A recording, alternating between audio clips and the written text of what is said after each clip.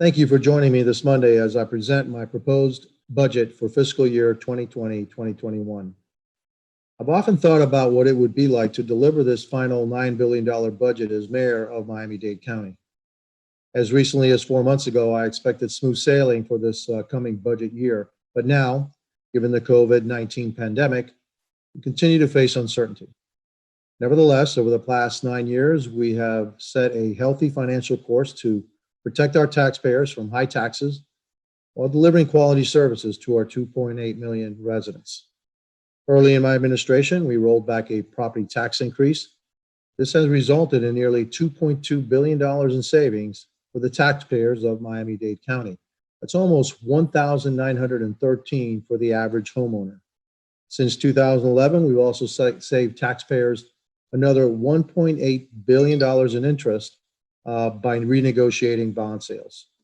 When I first became mayor, we also reorganized Miami-Dade County government, cutting overhead and focusing on direct priority services that our residents told us that they wanted, such as social services, transportation, public safety, and parks and culture. All those priority areas have received enhanced funding during my time in office.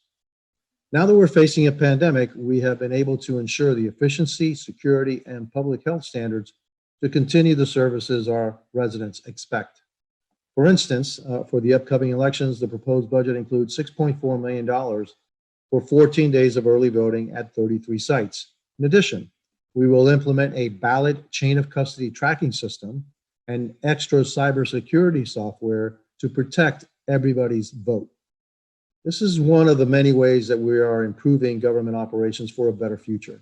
Since 2011, we have continually invested in our reserves and developed a program to upgrade and maintain our infrastructure.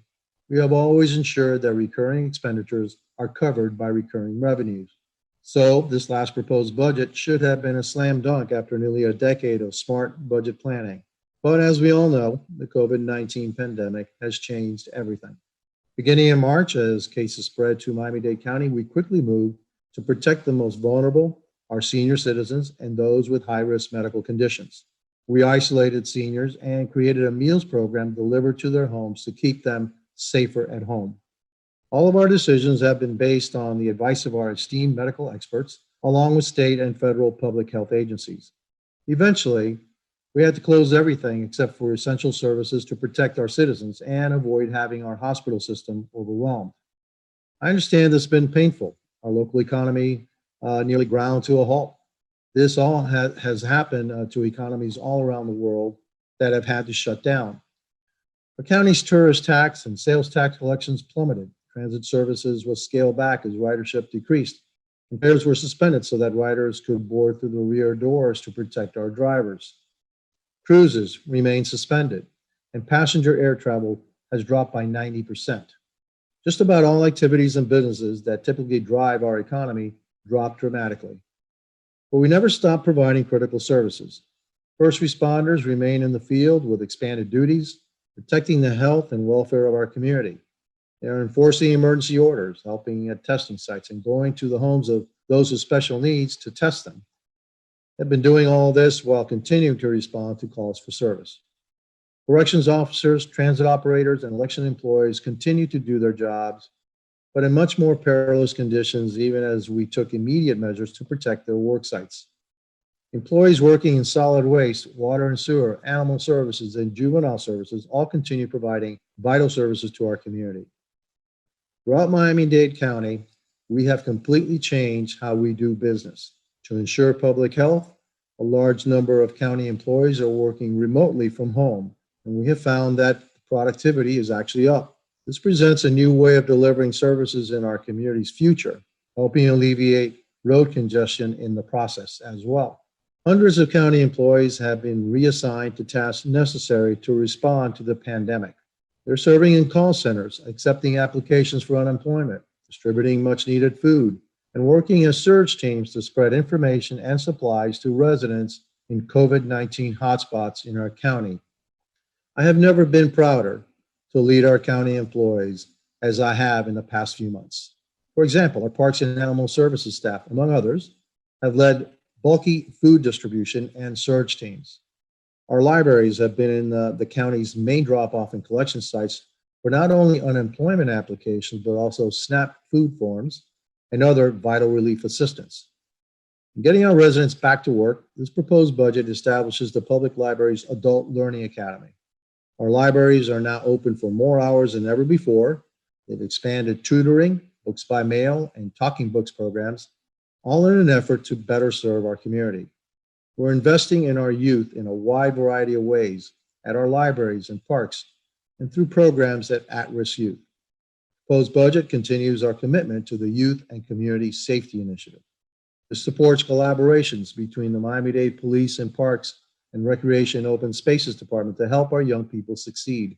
Community groups like the Circle of Brotherhood are working with our youth to get them back on track for a bright future. Thanks to our continual efforts to function as a resilient government, we have been able to sustain our services through the pandemic. Even before COVID-19, we began preparing for the eventuality of an unpredictable shock and stresses that could impact our community. We already have the relationships, the plans, and the resources ready to be able to respond to these types of emergencies, in large part thanks to our focus on resilience. The scorecard we created for every county department tracks our present and future resilience efforts and keep us nimble. COVID-19 has taken resilience to a new level. Our employees have learned to think differently and quickly identify the reasons for unforeseen shocks. They also are anticipating the stresses that will follow so that we can be prepared. Our quick response, without question, has saved lives. Our ongoing efforts have also kept our community safer and healthier, physically and economically, than if we had not been as prepared. We will continue to fund our nationally recognized Miami-Dade Police Department at levels that keep our entire community safe, including 5 training classes for recruits, to replace retiring employees, but also to add an additional 45 officers to our ranks. Our fire department will have 1 additional unit.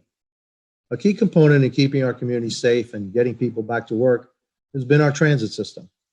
This coming fiscal year, property taxes will be subsidizing the People's Transportation Plan by $53 million because the half-penny PTP surtax is not enough to support the expansion of services promised 2 decades ago. Moving into the future, the county will expand and improve its transportation systems, including the state-of-the-art BRT project along the South Bay Transitway and funding for the smart traffic signals throughout the county. Among other needed projects that are covered in the budget proposal is a $50 million mortgage assistance program, continued seaweed removal at our beaches, and a domestic violence shelter that will open in 2021-2022. As we continue to work towards improving our future, all of our recent emergency efforts have impacted our budget in ways we never could have forecasted before this unprecedented pandemic. Even after receiving the first month of actual revenue receipts affected by the pandemic, we cannot project with any certainty for the upcoming months. Businesses that have reopened have capacity limits to keep everybody safe. This has impacted their bottom line and our county's tax receipts. Determining the resources we will need and the resources we will have available on hand has been a big challenge this year. In developing this year's budgets, we set 3 main goals: avoid layoffs, maintain critical services, support the community's economic recovery, and one more, actually a 4th, which is keeping the tax rate flat, no tax increases. To avoid layoffs, we will be suspending most hiring. All of our county employees have stepped up to the plate to take on additional load in order to maintain vital services for our community. The proposed budget for fiscal year 2020-2021 keeps services levels at status quo. It funds targeted services increases that result from the completion of new facilities. This is supported by dedicated funding or resources that were already approved in the current year before the pandemic hit. We'll be able to lead our county to our new normal by structuring our budget so that we are saving jobs, ensuring the continuity of services, and investing in our community through partnerships focused on business development and job training. Working with the Greater Miami Convention and Visitors Bureau, the Beacon Council, and the community's chambers of commerce, we will do all we can to shore up our economy, including holding the line on our tax rates. Investments in job creation, small business sustainability, and training will be critically important in the months ahead. We also want to make sure that our community is still a place where people choose to live, work, and play. This is vital to our future. Due to all the uncertainties that lie ahead, there will be changes to this budget as we move forward. We will keep our community informed at every point along the way.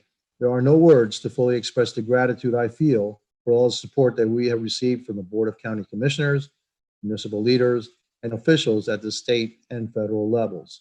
By working together, we can continue to ensure the needs of our community are met. Ordinary people have done extraordinary things during this pandemic. Time and time again, they have put service to others before themselves. It's not the resources, the capital projects, the equipment, or the initiatives funded in this budget that make our community resilient. It is the people of our great county who make Miami-Dade the one-of-a-kind place we are all proud to call home. Thank you.